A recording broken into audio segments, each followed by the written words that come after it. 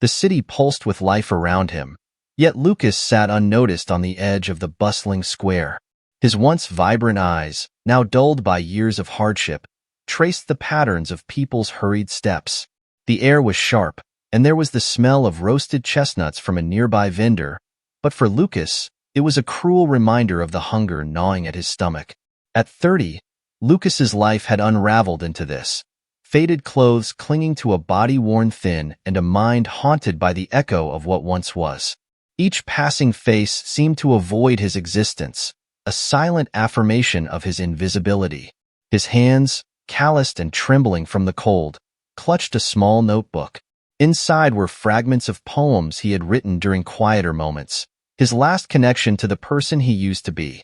He had no home, no family he could remember, and no answer to the question that plagued him most. How did I get here? The hunger pang clawed at his resolve as he muttered, "Just one more day, Lucas. Tomorrow might be different." Yet deep down, he wasn't sure if he believed his own words. The city's noise buzzed around him, but it was a distant hum for Lucas. His focus remained inward, on the fragments of memories that occasionally surfaced. A woman's lullaby, the weight of a child's embrace, and a golden brooch that seemed to flicker like a phantom in his thoughts. The day stretched on, with the sun climbing higher in the sky. Lucas sat motionless, the ache in his stomach now a dull, persistent throb. His pride refused to let him approach the food vendors or beg from the crowd, even as desperation gnawed at him. He clenched his fists, his resolve wavering. Then, as if fate had taken pity on him, a shadow fell across his lap. He looked up to see a woman in her mid-40s, dressed in a neatly pressed coat, her face a picture of quiet determination. Her name, though he didn't know it yet, was Margaret. Without a word, she reached into a paper bag she was carrying and pulled out a sandwich, its warmth radiating through the crinkled wrapping. She extended it to Lucas, her expression soft but firm. "You look like you could use this," she said, voice kind but resolute. Lucas hesitated. The hunger in his stomach screamed at him to accept, but his pride kept him rooted. I can't pay you back," he mumbled, his voice hoarse. Margaret smiled faintly. "It's not about paying back. Everyone needs help sometimes." The simplicity of her words broke through Lucas's defenses. He took the sandwich with trembling hands, his voice cracking as he whispered, "Thank you." Margaret nodded once, then turned and walked away, vanishing into the crowd before Lucas could say more. He held the sandwich for a moment, its warmth a strange comfort. The aroma of fresh bread and roasted turkey made his mouth water, and he was about to take a bite when his eyes landed on two other homeless men nearby. Their gaunt faces and hollow eyes mirrored his own. Lucas swallowed hard, guilt prickling at the edges of his mind. Without thinking, he tore the sandwich into 3 pieces and walked over to them. "Here," he said, holding out the food. "We can share." The men looked at him with surprise, then gratitude, as they each took a piece. They ate silently, the simple sharing filling the void that hunger left behind. For the first time in weeks, Lucas felt a flicker of something unfamiliar. Hope. Across the street, Eleanor stood by a cafe window, her hands wrapped around a cup of tea. She watched the scene unfold, her heart aching at Lucas's quiet dignity even in his struggle, his willingness to share the little he had struck a chord deep within her. She turned to her stepmother, Celeste, who stood beside her, scrolling through her phone. "Look at that man," Eleanor said, her voice soft but insistent. "He just gave away the only food he had to others. Don't you think we should help him?" Celeste didn't even glance up. "Help him," she repeated, her tone dripping with disdain. "Eleanor, people like that are beyond help. They're in that position because of their own choices. That's not fair." Eleanor protested, her green eyes flashing with indignation. "You don't know his story. He doesn't deserve to be ignored like this." Celeste finally looked up, her gray eyes sharp and cold. "And you don't know the real world, Eleanor. Those people will take your kindness and use it to drag you down. Trust me, it's best to leave them where they are." Eleanor shook her head, her frustration bubbling over. "How can you be so heartless? He's not just some beggar. He's a person." Celeste's expression hardened. She grabbed Eleanor's arm, her nails digging into her stepdaughter's skin. "Listen to me," she hissed, her voice low but venomous. "I won't have you ruining our family's reputation by mingling with the likes of him." Eleanor pulled away, her breath hitching with anger. "Our reputation? Is that all you care about?" Before Celeste could respond, Eleanor exited the cafe and began crossing the street toward Lucas. Her heart raced as she approached him, her hands fumbling in her purse for cash. "Excuse me," she said softly, standing a few feet away. Lucas looked up, startled. "I hope this can help." She extended a few bills toward him, her cheeks flushing with embarrassment and determination. Lucas stared at her, his expression unreadable. "Thank you," he murmured after a long pause, his voice thick with emotion. "You didn't have to do this." "It's the least I can do," Eleanor replied. "I just wish I could do more." As their eyes met, a silent understanding passed between them, two people from vastly different worlds, connected by a fleeting moment of compassion. From across the street, Celeste watched the interaction with narrowed eyes. Her mind, always calculating, began to churn with possibilities. Something about Lucas intrigued her, something she couldn't quite place. And then, an idea took root, a plan that could serve both her need to control Eleanor and her hidden agenda. Her lips curled into a sly smile as she turned back toward the car. "We'll see how long your compassion lasts, Eleanor," she muttered. The drive home was unusually silent. Eleanor stared out the car window, her thoughts consumed by the man she had just helped. Lucas's weary blue eyes and quiet gratitude lingered in her mind. She couldn't shake the feeling that there was something more to him, a story untold, a depth of character that went unnoticed by the world around him. Meanwhile, Celeste's mind was racing. As the car pulled into the driveway of their sprawling estate, her gaze shifted to Eleanor, who had yet to speak a word. Celeste knew her stepdaughter's compassion was both a strength and a weakness, and in her world, weakness was unacceptable. Celeste's steps echoed through the marble entryway as she strode to her study, her expression sharp with determination. She poured herself a glass of wine, her fingers tapping rhythmically against the crystal as she thought. Something about Lucas struck a chord, not in her heart, but in her memory. His eyes, though dulled by hardship, seemed familiar. She couldn't place it initially, but the clearer she thought about it, the clearer it became. He resembled someone she once knew, someone who had been a threat to everything she had built. A cruel smile curled at her lips as her plan solidified. She would use Lucas to teach Eleanor a lesson about the real world while unraveling his identity's mystery. If her hunch was correct, Lucas's presence could serve as punishment for Eleanor's defiance and an opportunity to erase a ghost from her past. The following day, Celeste ordered her driver to take her back to the city. She instructed him to park near the cafe where Eleanor had helped Lucas the day before. Sure enough, he was seated in the same spot, his eyes scanning the crowd with hope and resignation. Lucas looked up as Celeste stepped out of the car, her heels clicking against the pavement.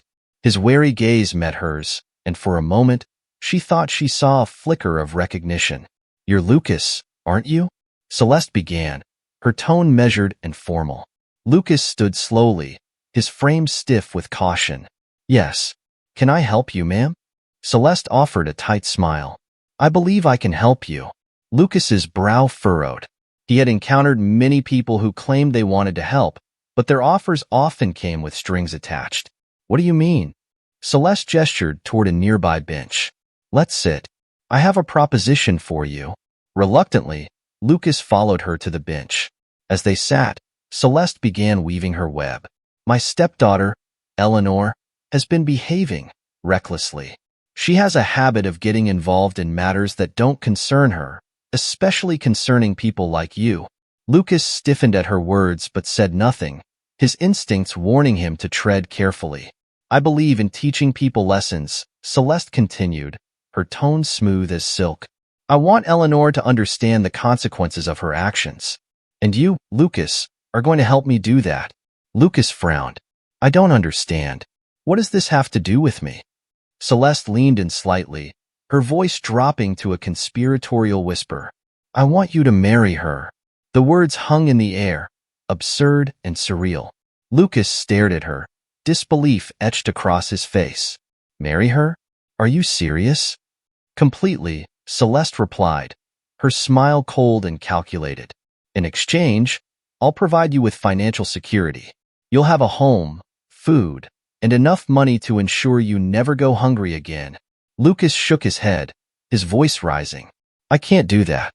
I won't use someone like that, especially someone who's shown me kindness. Celeste's eyes hardened, though her smile remained. Think carefully, Lucas. Yours like you with the money I'm offering. With the money I'm offering. Imagine what you could do for the people you've shared your food with, the ones who sleep under the same bridge as you. The mention of his companions gave Lucas pause. He thought of Marcus, the older homeless man who had taken him under his wing, and the countless others who lived in shadows, just as he did. The temptation to accept gnawed at him, but his conscience rebelled. This isn't right, he said finally, his voice firm despite his inner turmoil. Eleanor doesn't deserve to be part of whatever game you play. Celeste's expression darkened, her patience thinning. Right or wrong, Lucas, this is an opportunity you'll never get again. Think about it. Do you want to return to that alley, waiting for scraps and clinging to false hope? Before Lucas could respond, his eyes drifted to the brooch pinned to Celeste's coat, a golden rose intertwined with vines. A flicker of memory stirred, hazy but insistent. He remembered a woman's voice, soft and melodic, singing to him as a child. The brooch had been there, glinting in the sunlight. That brooch? Lucas murmured, his voice barely audible. Celeste stiffened but recovered quickly. It's an old family heirloom. Why? Lucas shook his head, the fragments of memory slipping away like sand through his fingers. It just looks familiar. Celeste rose abruptly, smoothing her coat. Think about my offer, she said, her tone brisk. I'll give you 24 hours to decide. As she walked away, Lucas remained seated, his mind a whirlwind of thoughts. The brooch, the proposal, the sense of familiarity, felt connected, but he couldn't piece it together. His gaze drifted to the crumpled bills Eleanor had given him the day before, still tucked into his pocket. Eleanor doesn't deserve this, he whispered to himself. But if I can help others, maybe it's worth it. That night, Lucas sat in his usual spot, staring at the stars through the gaps in the city skyline. The weight of the decision pressed heavily on his shoulders. To accept Celeste's offer meant betraying the kindness Eleanor had shown him. But to refuse meant turning his back on the chance to make a difference, not just for himself, but for the people he cared about. As dawn approached, Lucas made his choice. By the following morning, Lucas was sure of his decision, though it weighed heavily on his conscience. He couldn't shake the thought of how many lives he could change with the resources Celeste promised. He would accept, but not for himself. If this charade could provide food and shelter for those who shared his plight, perhaps the sacrifice was worth it. Lucas arrived at the upscale cafe where Celeste had arranged to meet him. The opulence of the setting made him feel even more out of place than usual. As he stepped inside, the hostess gave him a dubious look, her gaze lingering on his worn coat and patched shoes. Before she could speak, Celeste waved him over from a corner table.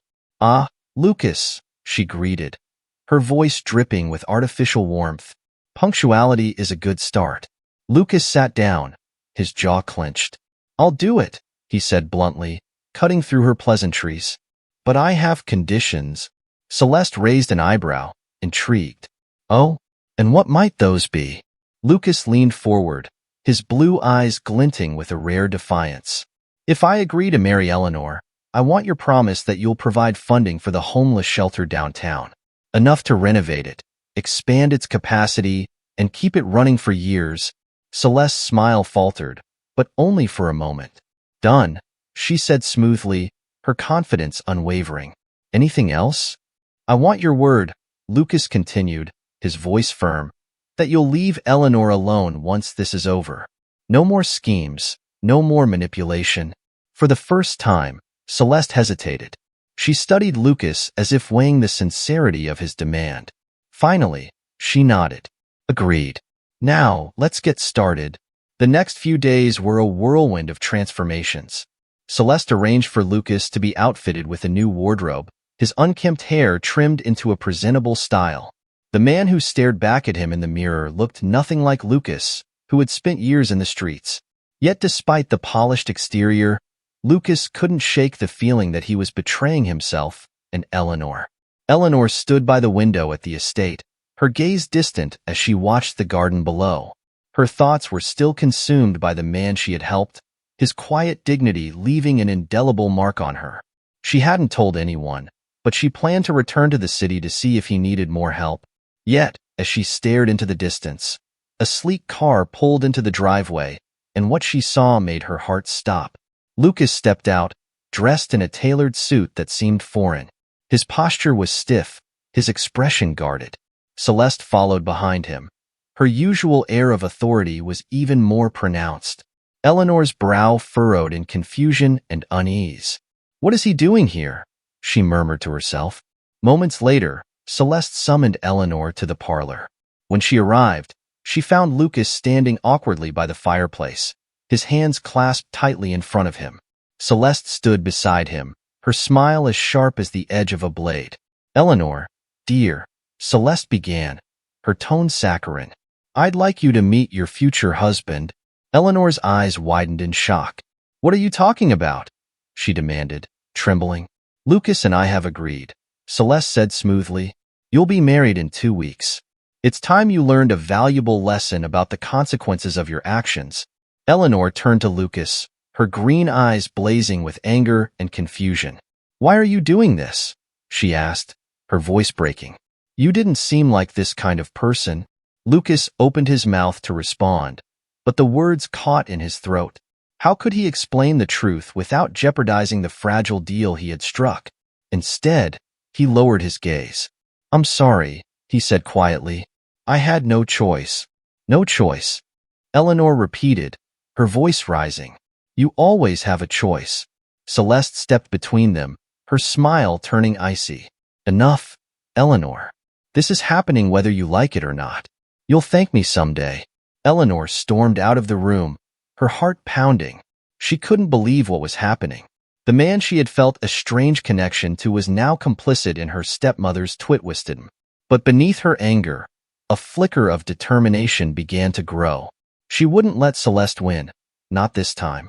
Meanwhile, Lucas stood alone in the parlor, guilt gnawing at him. He hoped his decision would at least provide some good, but seeing the hurt in Eleanor's eyes made him question everything. As he stared into the crackling fire, he made a silent promise to himself. "I'll find a way to make this right." Eleanor avoided Lucas for several days, her hurt and anger simmering beneath the surface. But Celeste was relentless, forcing them into shared dinners and meetings to discuss wedding plans. Every interaction was tense, and Eleanor's sharp words subdued responses. One evening, Eleanor found herself cornered in the library with Lucas, the flickering firelight casting shadows on the walls. She crossed her arms, her emerald eyes narrowing as she faced him. "Why won't you tell me the truth?" she demanded, her voice low but fierce. "You don't seem like the person who would go along with something like this." Lucas hesitated, his hands clenching at his sides. "It's complicated," he said finally, his voice heavy with regret. "Try me," Eleanor shot back. "Because right now, all I see is a man who's either a coward or a liar." Her words cut deep, and Lucas flinched. He looked away, unable to meet her gaze. "It's not about me," he said quietly. "I made a deal to help others. That's all I can say." Eleanor's expression softened slightly, her anger giving way to curiosity. "Others? What do you mean?"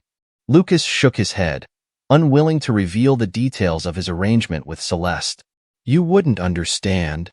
"Try me," Eleanor repeated, her voice softer this time. Before Lucas could respond, the door creaked open and Celeste stepped inside. Her sharp eyes flicked between them, her lips curling into a satisfied smile. "Good to see you two getting along," she said, her tone dripping with mockery.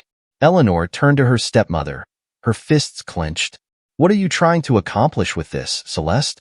Do you hate me that much?" Celeste's smile didn't waver. "This isn't about hate, dear. It's about teaching you a lesson. You'll thank me one day." Eleanor glared at her but said nothing, her mind already working to escape this nightmare. Despite the growing tension in the house, Lucas was drawn to the brooch Celeste always wore. Its intricate design haunted his thoughts, stirring memories he couldn't quite place. One evening, as Celeste entertained guests in the drawing room, Lucas slipped away and made a study. The room was dark and silent, the intricate design of polished wood in the air. Lucas hesitated for a moment before stepping inside, his heart pounding. He scanned the room, his eyes landing on a tiny glass case on the desk. Inside was a photograph of a man he didn't recognize, except for the brooch pinned to his lapel. Lucas's breath caught. The man in the photograph bore an uncanny resemblance to him, his sharp features and piercing blue eyes nearly identical. His hands trembled as he opened the case and picked up the photograph, studying it closely. "Lucas Howard," a voice said behind him, making him jump. He turned to see Eleanor standing in the doorway, her expression a mixture of curiosity and concern. "What are you doing here?" she asked, stepping closer. Lucas hesitated, unsure how much to reveal. But something about Eleanor's steady gaze made him feel he could trust her. "This brooch," he said, holding up the photograph. "I've seen it before, but I don't know where. And this man, he looks like me." Eleanor frowned, taking the photograph from him. "That's Jonathan Howard," she said slowly. "He was Celeste's first husband." Lucas's heart raced as the pieces began to fall into place. "Do you know what happened to him?" he asked, his voice trembling. Eleanor shook her head. "Not much. He died under mysterious circumstances, and Celeste inherited everything. She rarely talks about him." Lucas's mind whirled with questions. Could this man be the key to the fragments of memory that haunted him? And if so, what did it mean for his connection to Celeste? "We need to find out more," Eleanor said firmly, her voice breaking through his thoughts. "If there's a connection between you and Jonathan Howard, we must uncover it." Lucas nodded, his resolve hardening. "But we have to be careful. If Celeste finds out—" "I know," Eleanor said, her eyes glinting with determination. "We'll play along for now. But we're not letting her win." As they left the study, a sense of unity began to form between them. Lucas and Eleanor felt like allies rather than adversaries for the first time since their forced engagement. Together, they would uncover the truth and bring Celeste's schemes crashing down. The following days were a flurry of quiet investigation. Lucas and Eleanor worked secretly, their bond growing stronger with each shared discovery. Late one evening, while Celeste was attending a charity gala, they searched her private quarters. Eleanor held a flashlight, led Lucas to the ornate stud, and secretly went to Celeste's bedroom.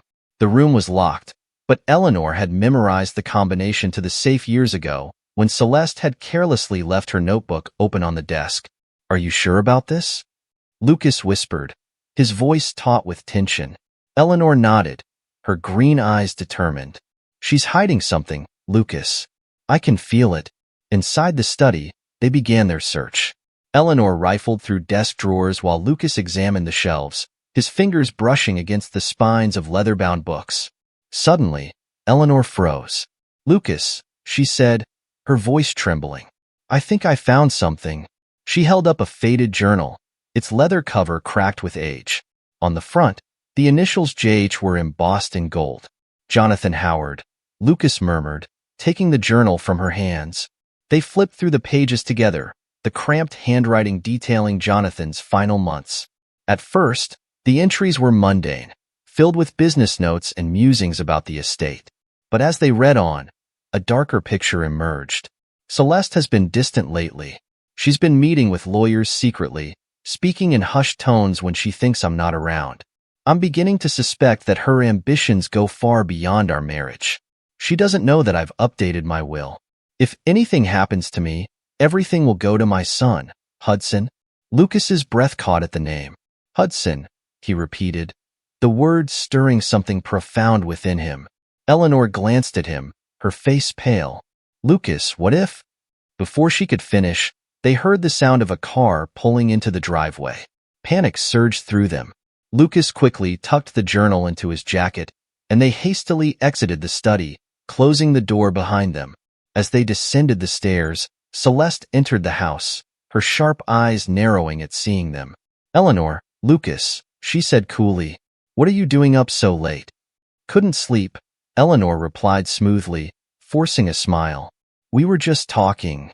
Celeste's gaze lingered on them for a moment longer before she turned away, her heels clicking against the marble floor. "Well, don't let me interrupt," she said over her shoulder, disappearing into her room. Lucas and Eleanor exchanged a tense glance, their hearts still racing. They knew they were running out of time. The following day, Lucas couldn't shake the name Hudson from his mind. He sat by the garden fountain, staring at the journal in his lap. Eleanor joined him, her expression a mixture of anxiety and determination. "We need to confront her," Eleanor said. "She'll never confess on her own." Lucas hesitated. What if she denies everything? Or worse, what if she tries to destroy the evidence? Eleanor placed a reassuring hand on his shoulder. "We won't let her. We have the journal and use it to make her talk." With their plan set, they waited until evening to confront Celeste in the grand dining room. She sat at the head of the table, sipping wine and scrolling through her phone. When Lucas and Eleanor entered, she barely looked up. "To what do I owe the pleasure?" Celeste asked, her tone laced with sarcasm. Eleanor stepped forward, her voice steady. "We know the truth, Celeste." Celeste raised an eyebrow. "The truth? How dramatic. Do enlighten me." Lucas placed the journal on the table, his blue eyes locked on hers. "Jonathan Howard was my father. I'm Hudson." Celeste's mask slipped for a fleeting moment, her eyes widening in shock. But she quickly composed herself, her lips curling into a sneer. "And where's your proof?" "This journal," Eleanor said, opening it to the page detailing the will. "It explains everything. You manipulated Jonathan, and you got rid of him. When he found out..." Celeste laughed coldly, though her voice had an edge of desperation. "Do you think anyone will believe the word of a homeless man and an ungrateful stepdaughter?" "They'll believe DNA evidence," Lucas said firmly. "I had a sample tested against a distant Howard relative. It's a match." Celeste's composure cracked further, and she stood abruptly, her chair scraping against the floor. "You don't know what you're talking about," she snapped. "You have no idea what I've sacrificed to keep this family afloat." "You mean what you've stolen?" Eleanor retorted, her voice rising. "You used Lucas, manipulated me, and lied to everyone." "It's over, Celeste." Celeste's hands trembled, but she refused to back down. "You think you've won? You don't know how this world works. Without me, you'd both be nothing." Lucas stepped closer, his voice calm but resolute. "Maybe, but at least we'd be honest." As the confrontation peaked, Robert entered the room, drawn by the shouting. He looked between them, confusion and concern etched on his face. "What's going on?" he demanded. "Ask your wife," Eleanor said, her voice dripping with disdain. "She's been lying to all of us." Robert turned to Celeste, his expression darkening as the accusations sank in. "Is this true, Celeste? Did you lie about Hudson? About Jonathan?" Celeste's silence was damning. She stood frozen, her carefully constructed facade crumbling before their eyes. In the following days, the revelations led to legal proceedings that propositalesque crimes. Her manipulations and fraud were laid bare, and she faced the consequences of her actions. Meanwhile, Lucas and Eleanor worked to rebuild their lives, their bond strengthened by their trials.